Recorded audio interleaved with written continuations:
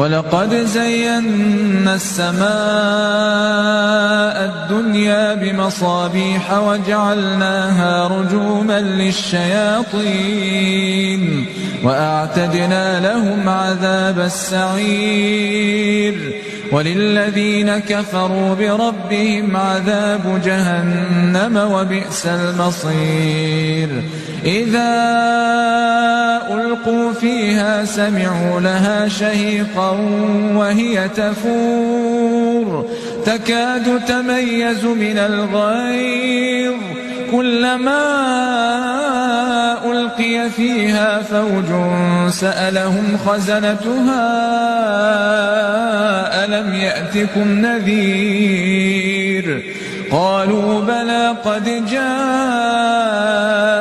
نَذِيرٌ فَكَذَّبْنَا وَقُلْنَا مَا نَزَّلَ اللَّهُ مِن شَيْءٍ إِنْ أَنتُمْ إِلَّا فِي ضَلَالٍ كَبِيرٍ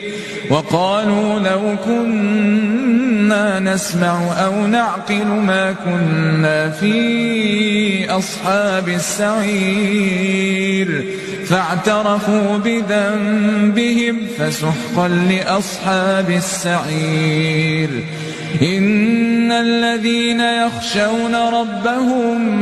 بالغيب لهم مغفرة وأجر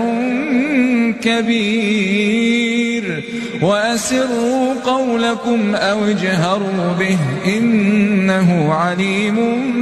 بذات الصدور